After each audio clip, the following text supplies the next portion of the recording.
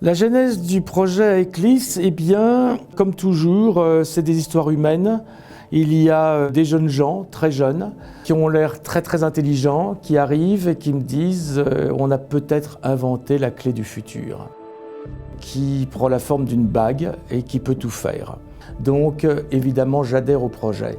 Le projet est tellement beau, tellement intéressant, qu'il faut faire évidemment très attention, puisque la première règle de la chose, c'est de confirmer le minimum absolu de la matérialité. Et donc, on arrive directement à la bague, bien sûr. Moi, je m'arrête un petit peu parce que les génies, c'est eux. Je vais essayer de faire le moins possible, mais c'est quand même du travail, surtout quand on est un créatif. Et donc, c'est avant tout, avant de penser à n'importe quoi, se dire quelle serait la racine carrée de cet objet.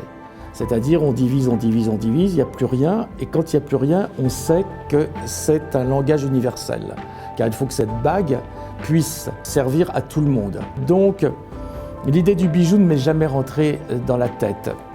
Et qu'elle soit unisexe, ça veut dire de moins en moins aujourd'hui.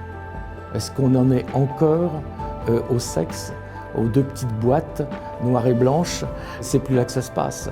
Là non plus, on n'a pas besoin de se poser la question. Donc, l'évidence, c'est qu'on ne peut pas avoir de couleur, car la couleur est immédiatement segmentante, que j'ai besoin d'une partie rigide, que je peux faire brillante, une partie molle parce qu'elle contient le bouton.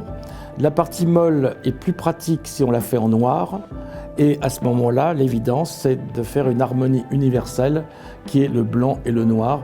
Et là, on l'a fait et on voit qu'il y a une dynamique moderne, juste, intemporelle, simplement d'une bague coupée en deux, d'un côté noir, d'un côté blanc, avec toutes les symboliques qui vont avec.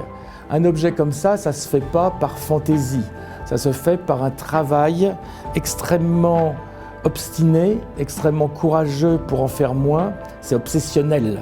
Comment faire moins de tout. Pour moi, cette bague n'est pas un bijou. Pour moi, cette bague n'existe même pas en tant qu'elle-même. Elle existe seulement en tant que sa puissance, que son intelligence.